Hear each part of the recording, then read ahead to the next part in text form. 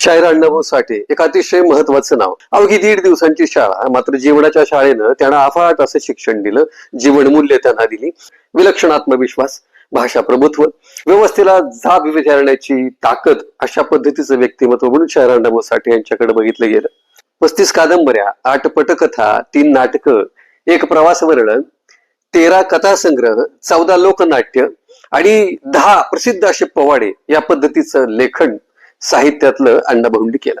अण्णाभाऊंच्या लेखन साहित्यातला एक महत्वाचा नायक म्हणून फकीराकडे पाहायला गेलं. हाती तलवार घेऊन यांच्या छाताडावर नाचलं पाहिजे असं म्हणून इंग्रज सत्तेला हादरा देणारा, आव्हान देणारा फकीरा, विश्वासघातकी वातावरणात सुद्धा विश्वास निर्माण करणारा फकीरा, आणि अशा स्वरूपाचे नायक अण्णाभाऊंनी आपल्या लेखनात निर्माण केले. शाळा जरी 1.5 दिवसाची असली तरी जीवनाच्या शाळेनं अण्णाभाऊ साठे यांना इतकं शिक्षित केलं, इतकं सुशिक्षित केलं, इतकं जागृत केलं. शाळेमध्ये आपण जे शिकता त्याच्यापेक्षा जास्त आपण जीवनाच्या शाळेत शिकत असतो. आणि